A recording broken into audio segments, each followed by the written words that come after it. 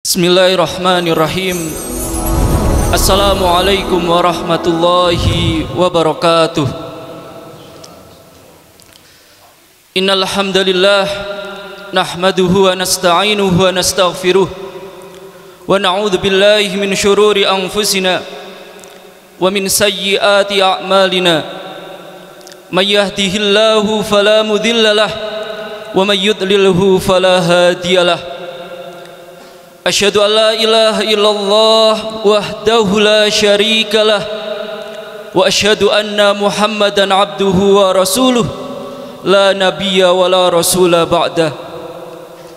Allahumma salli ala Muhammad wa ala alihi wa sahbihi wa man tabi'ahum bi ihsanin ila yaumiddin. Qala Allah ta'ala fi kitabil karim, A'udzu billahi minasy syaithanir rajim. Ya ayyuhalladzina amanu taqullaha haqqa tuqatih wa la tamutunna illa wa antum muslimun. Wa qala aidan, ya ayyuhan nasu taqu rabbakumul ladzi khalaqakum min nafsin wahidah wa khalaqa minha zawjaha wa batha minhuma rijalan katsiran wa nisaa'a wattaqullaha alladzi tasaaluna bihi wal arham innallaha kana 'alaikum raqiba. Fa inna asdaqal hadits fi kitabullah wa khairal hadyi hadyu Muhammadin sallallahu alaihi wasallam wa syarrul umuri muhdatsatuha wa kullu muhdatsatin bid'ah wa kulla bid'atin dhalalah wa kulla dhalalatin finnar. Allahu akbar, Allahu akbar, la ilaha illallah, Allahu akbar, walillahil hamd. Ma'asyiral muslimin rahimakumullah, hari ini kita kembali menjadi saksi betapa luasnya kasih sayang Allah Subhanahu wa ta'ala kepada kita semua. Pagi hari ini kita merasakan betapa besarnya rahmat dan ampunannya untuk kita semua. Kita yang tak lepas dari dosa, perintah demi perintahnya yang mungkin kita abaikan, tapi lihatlah Allah Azza wa Jalla yang maha pengasih itu tidak pernah bosan memberikan kita kesempatan, memberikan kita kesempatan demi kesempatan untuk kembali bertaubat kepadanya. Allah Azza wa Jalla yang maha penyayang itu tidak pernah menutup pintu ampunannya yang luas. Allahu akbar, Allahu akbar, la ilaha illallah, Allahu akbar, walillahil hamd. Ma'asyiral muslimin rahimakumullah, alhamdulillahi rabbil alamin. Segala puji bagi Allah Tuhan semesta alam yang telah mempertemukan kita kembali dengan hari raya Idul Adha. Idul Adha yang khas dengan ibadah kurban merupakan salah satu bentuk rasa syukur kita kepada Allah Subhanahu wa ta'ala atas limpahan karunia-Nya yang tak ternilai. Demikian ini karena banyaknya Allah Subhanahu wa ta'ala melimpahkan anugerah kepada kita semua. Kita telah diberi banyak hal oleh Allah Subhanahu wa ta'ala.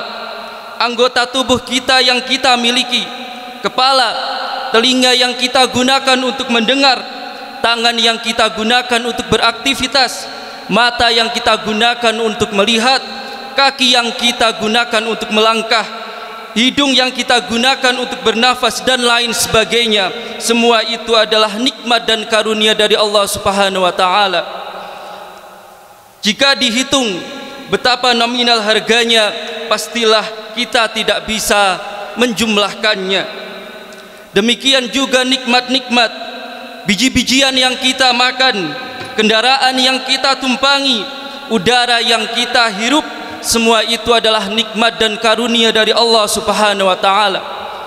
Hari-hari ini kita melihat betapa banyak saudara-saudara kita yang untuk bernafas membutuhkan oksigen harus rela antri berjam-jam, harus rela mencari dari tempat ini ke tempat itu hanya untuk bernafas. Tapi kita diberikan anugerah oleh Allah Subhanahu wa taala, bisa bernafas dengan lega, bisa bernafas dengan segar tanpa imbalan apapun, tanpa kita harus membayarnya. Maka jamaah sekalian, marilah senantiasa kita untuk mensyukuri nikmat-nikmat yang telah diberikan oleh Allah Subhanahu wa taala.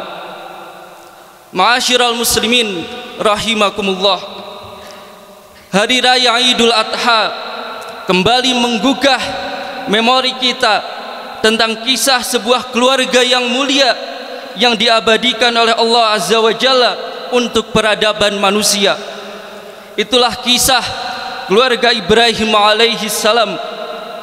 Melalui keluarga Ibrahim alaihi salam itu, Allah Subhanahu wa taala ingin menunjukkan kepada kita semua betapa pentingnya keluarga dalam membangun sebuah peradaban yang besar, sebuah masyarakat yang bahagia dan sejahtera, tidak hanya di dunia tapi sampai ke akhirat nanti.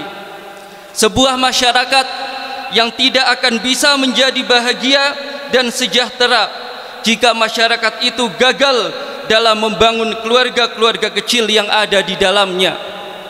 Dan jika kita berbicara tentang keluarga, maka itu artinya kita juga akan berbicara tentang salah satu unsur yang terpenting dalam sebuah keluarga yang bernama anak. Dalam kisah keluarga Ibrahim alaihissalam, sang anak itu diperankan oleh sosok yang mulia Ismail alaihi salam. Inilah sosok teladan sepanjang zaman yang kemudian diangkat menjadi seorang nabi oleh Allah Subhanahu wa taala. Bahkan yang luar biasanya adalah melalui keturunan Ismail alaihissalam inilah kemudian lahir sosok nabi dan rasul paling mulia sepanjang sejarah manusia, bahkan alam semesta, yakni Rasulullah Muhammad sallallahu alaihi wasallam. Allahu akbar, Allahu akbar, la ilaha illallah, wallahu akbar, walillahil hamd. Ma'asyiral muslimin rahimakumullah, saya kira hampir semua dari kita mengetahui bagaimana sebagian anak-anak kita, remaja-remaja kita saat ini bergabung dalam pergaulan yang keliru, pergaulan bebas, miras dan sebagainya. Kita semua juga nyaris menyaksikan di kota-kota besar, hampir di setiap sudut-sudut jalan raya, bagaimana anak-anak kita, remaja-remaja Indonesia dieksploitasi, diperalat menjadi anak jalanan, mengemis dan meminta-minta sambil mengisap lem dari balik bajunya yang lusuh dan kotor. Saya kira kita juga mengetahui bagaimana hasil survei akhir-akhir ini yang menunjukkan bagaimana jumlah remaja kita, jumlah ABG yang hamil di luar nikah yang jumlahnya sangat memprihatinkan. Dan itu semua barulah segelintir masalah dan problem anak-anak Indonesia di masa kini. Wallahul musta'an. Ma'asyiral muslimin rahimakumullah, harus kita akui dengan jujur bahwa salah satu penyebab utama terjadi ini semua adalah orang tua itu sendiri. Tidak sedikit orang tua yang terjebak dalam dua sikap ekstrim yang saling bertolak belakang. Sikap yang memanjakan terlalu berlebihan dan sikap pengabaian, penelantaran yang menyebabkan terlantarnya anak-anak. Ada orang tua yang menganggap bahwa kasih sayang kepada anak harus ditunjukkan dengan pemberian dan pemenuhan segala keinginannya. Bahkan ada juga orang tua yang memanjakan anak dengan segala aktivitas fasilitas untuk mengangkat gengsinya sendiri sebagai orang tua. Pada sisi yang lain, tidak sedikit orang tua yang tidak peduli dengan anak-anaknya atau menunjukkan kepeduliannya dengan melakukan kekerasan demi kekerasan kepada anak. Karena itu, di hari yang berkah ini, marilah kita berhenti sejenak, membuka hati untuk sejenak belajar dari ayahanda para nabi dan rasul, Nabiullah Ibrahim alaihi salam. Belajar tentang betapa pentingnya nilai keluarga kita, tentang betapa pentingnya nilai seorang anak yang orang tuanya, nilai seorang anak bagi orang tuanya, baik di dunia hingga akhiratnya. Ma'asyiral muslimin rahimakumullah, para ayah dan bunda yang dimuliakan oleh Allah. Pelajaran pertama dari kisah Ibrahim alaihi salam adalah bahwa untuk mendapatkan anak yang soleh, maka orang tua terlebih dahulu berusaha menjadi orang yang soleh. Karena siap menjadi orang tua artinya siap menjadi teladan untuk keluarga, bukan sekedar memberi makan dan mencukupi kebutuhan anak. Keberhasilan Ibrahim alaihissalam mendapatkan karunia anak soleh seperti Ismail alaihissalam adalah karena beliau sendiri berhasil mendidik dan membentuk dirinya menjadi seorang hamba yang soleh. Allah subhanahu wa ta'ala menyampaikan, qad kanat lakum uswatun hasanah fi Ibrahim walladzina ma'ah. Sungguh telah ada untuk kalian teladan yang baik dalam diri Ibrahim dan orang-orang yang bersamanya. Quran surat Al-Mumtahanah ayat 4. Pujian Allah subhanahu wa ta'ala untuk Ibrahim alaihissalam tentu saja didapatkannya setelah ia berusaha menjadi sosok pribadi yang dicintai oleh Allah subhanahu wa ta'ala. Pertanyaannya sekarang untuk kita semua adalah, siapakah di antara kita yang sejak awal menjadi orang tua sudah berusaha untuk belajar dan berusaha menjadi orang tua yang soleh? Apakah kesibukan kita mensolehkan pribadi kita sudah menyamai kesibukan kita mengurus rezeki dan urusan dunia lainnya? Profesor Dr. Abdul Karim Bakar, seorang pakar pembinaan anak dan keluarga, menegaskan tarbiyah atau pendidikan dan pembinaan keluarga yang kita capai itulah gambaran tentang bagaimana pembinaan pribadi kita sendiri. Maka jamaah sekalian, marilah kita perhatikan bagaimana kita mendidik diri kita sendiri sebagai orang tua sebelum kita menginginkan untuk melahirkan anak-anak yang soleh. Ma'asyiral muslimin rahimakumullah. Pelajaran kedua dari Nabi Ibrahim alaihissalam adalah, jika kita ingin memiliki anak yang soleh, maka bersungguh-sungguhlah meminta dan mencita-citakannya dari Allah azza wa jalla. Allah subhanahu wa ta'ala mengabadikan doa-doa Nabi Ibrahim alaihissalam tentang anak yang soleh di dalam Al-Quran. Di antaranya, Rabbi habli minas solihin, Tuhanku karuniakanlah untukku seorang anak yang termasuk orang-orang yang soleh. Quran surat As-Saffat ayat 10. Kemudian di ayat yang lain, Rabbi ja'alni muqimas sholati wa min dzurriyyati Rabbana wa taqabbal du'a. Ya Tuhanku, jadikanlah aku orang yang menegakkan sholat juga dari keturunanku. Ya Tuhan kami, kabulkanlah doaku. Quran surat Ibrahim ayat 40. Ma'asyiral muslimin rahimakumullah. Mungkin banyak di antara kita yang sekedar ingin atau mau memiliki anak yang soleh, tapi siapa di antara kita yang benar-benar sungguh-sungguh berdoa memintanya kepada Allah subhanahu wa ta'ala dengan kelopak mata yang berderai air mata? Siapa di antara kita yang secara konsisten terus-menerus menyelipkan doa-doa terbaiknya untuk keluarga dan anak-anaknya? Allahu Akbar, Allahu Akbar, la ilaha illallah, Allahu Akbar walillahil hamd. Jika kita memang sungguh-sungguh bercita-cita mendapatkan anak soleh, maka kita harus berpikir dan berusaha dengan sungguh-sungguh pula mencari jalannya. Sama, bahkan lebih dari saat kita bercita-cita ingin mempunyai penghasilan yang besar, rumah tinggal impian, kendaraan idaman kita dan lain sebagainya. Ma'asyiral muslimin rahimakumullah. Berikut ini beberapa hal yang sungguh-sungguh harus kita jalankan untuk mewujudkan impian anak soleh tersebut. Yang pertama, konsisten mencari rezeki yang halal untuk keluarga. Dalam pandangan Islam, apa yang dikonsumsi oleh tubuh manusia akan berpengaruh terhadap perilakunya. Karena itu, Islam mewajibkan kepada setiap orang tua, setiap manusia untuk memberikan hanya makanan yang halal yang diperoleh melalui harta yang halal kepada anak-anak mereka. Bahkan nafkah yang halal untuk keluarga akan dinilai sebagai sedekah. Rasulullah sallallahu alaihi wasallam menyampaikan, innal muslima idza anfaqa ala ahlihi kanat lahu shadaqah. Sungguhnya seorang muslim itu jika ia memberi nafkah kepada keluarganya, maka itu akan menjadi sedekah untuknya. Hadis riwayat Ibnu Hibban dan disahihkan oleh Albani.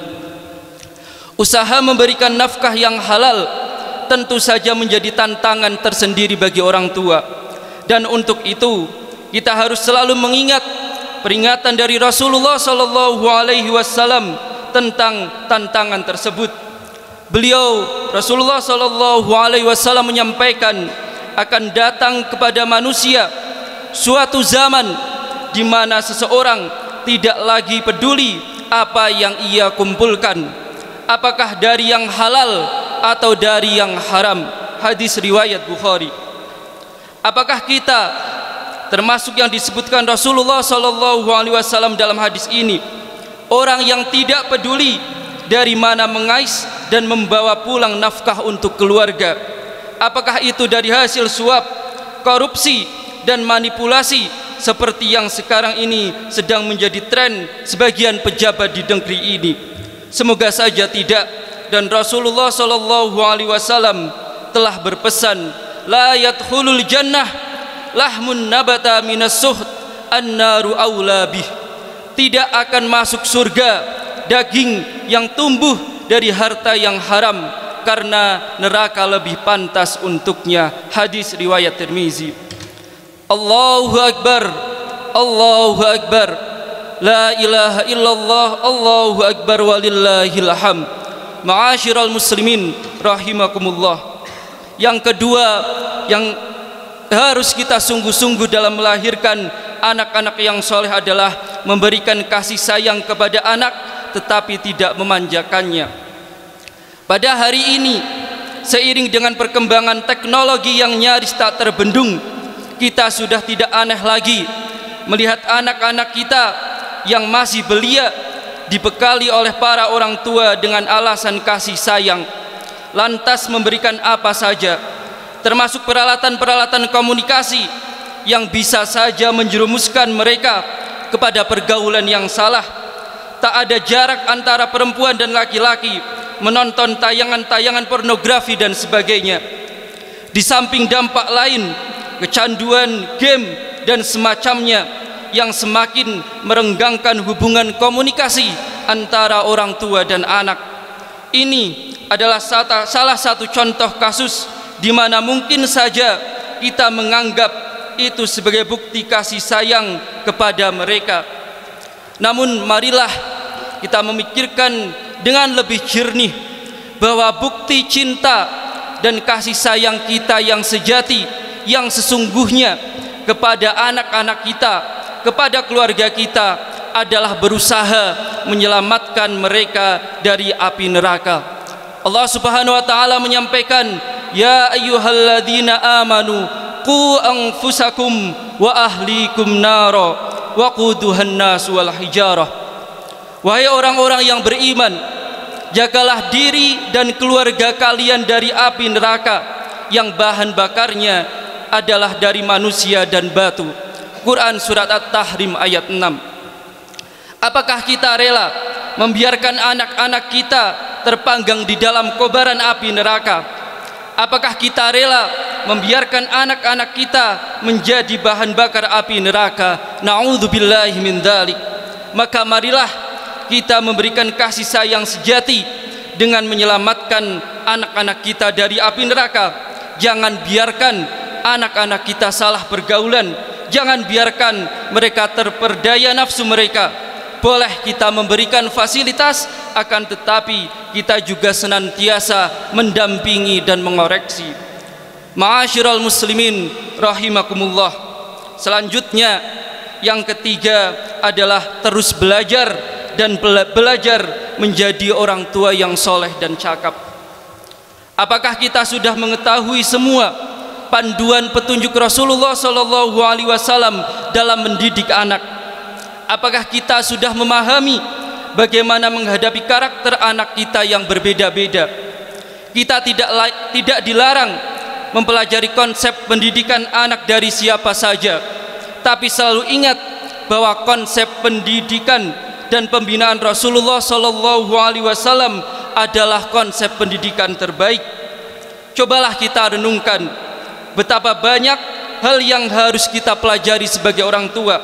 Karenanya sesibuk apapun urusan dunia kita, kita harus menyediakan waktu untuk belajar menjadi orang tua yang soleh dan cakap. Itulah harga yang harus kita bayar untuk menyelamatkan keluarga kita dan anak-anak kita dari kobaran api neraka yang membara. Allahu Akbar, Allahu Akbar, la ilaha illallah, wallahu akbar, walillahil hamd. Ma'asyiral muslimin rahimakumullah. Mengapa kita harus benar-benar serius merancang kehadiran anak soleh di dalam rumah tangga kita? Menjawab pertanyaan itu, marilah kita renungkan sabda Nabi SAW, "Idza matal insan inqata'a anhu 'amaluhu illa min thalathah asya' min shadaqatin jariyah aw ilmin yuntafa'u bih aw waladin salihin yad'u lah." Apabila seorang manusia meninggal dunia, akan terputuslah seluruh amalnya kecuali 3 hal. Yang pertama, sedekah jariyah atau dari ilmu yang bermanfaat, atau anak soleh yang berdoa untuknya. Hadis riwayat Abu Dawud dan disahihkan oleh Albani. Melalui hadis ini Rasulullah SAW mengisyaratkan bahwa anak yang soleh adalah investasi yang tak ternilai harganya. Anak yang soleh adalah pelita yang tak pernah padam meski kita telah terkubur di dalam liang lahat. Anak yang soleh adalah sumber pahala yang tak pernah putus meski tubuh kita telah hancur berkalang tanah. Sebaliknya, anak-anak yang tidak soleh justru bisa menjadi sumber bencana bagi kehidupan kita para orang tua di akhirat. Na'udzubillahi min dzalik. Ma'asyiral muslimin rahimakumullah. Marilah melalui momentum Idul Adha ini kembali kita belajar dari keluarga Nabi Ibrahim alaihissalam. Kita berusaha meneladani Nabi Ibrahim dalam totalitas ketaatannya, juga dalam menjadikan anaknya menjadi anak yang soleh.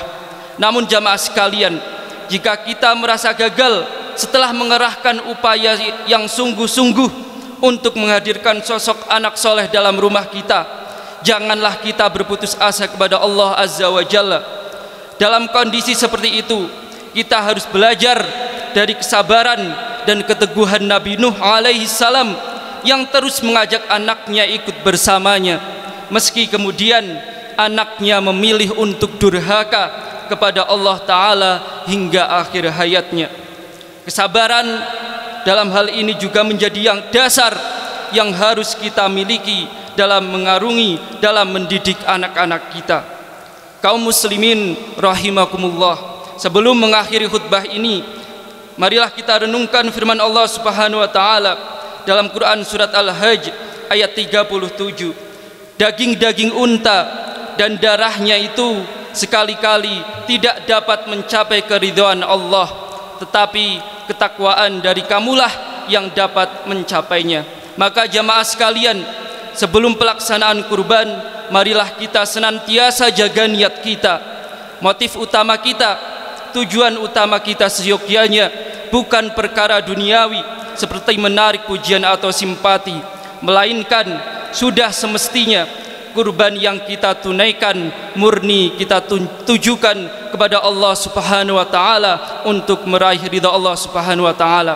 Karena hakikat dan esensi berkurban ialah tercapainya ketakwaan dalam diri seseorang. Allahu akbar, Allahu akbar, la ilaha illallah, wallahu akbar, walillahil hamd.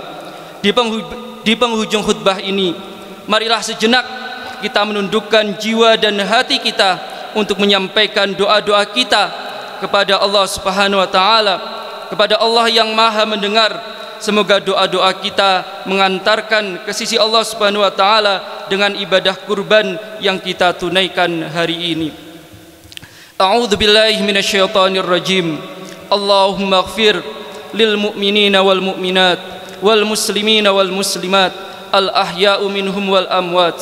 Allahumma a'izzul Islam wal muslimin wa adilla syirka wal musyrikin wansur ibadakal muwahhidatiyata wansur man nasarad dina wakhdul man khadalal muslimina wa dammir a'da'ad din wa'li kalimatika ila yaumiddin.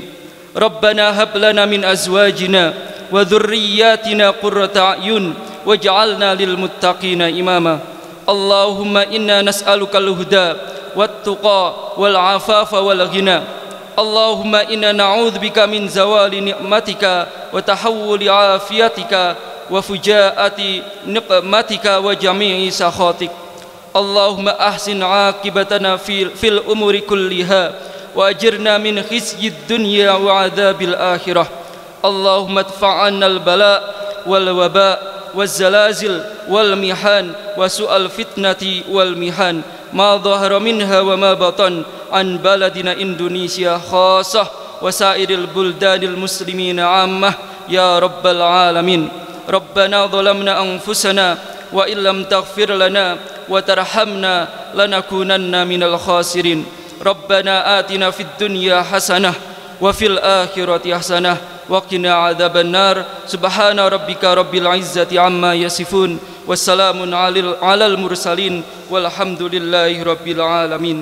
Sekian, jika ada baiknya dari Allah Subhanahu wa taala dan jika ada kurangnya dari kami pribadi, kurang lebihnya mohon maaf. Assalamualaikum warahmatullahi wabarakatuh.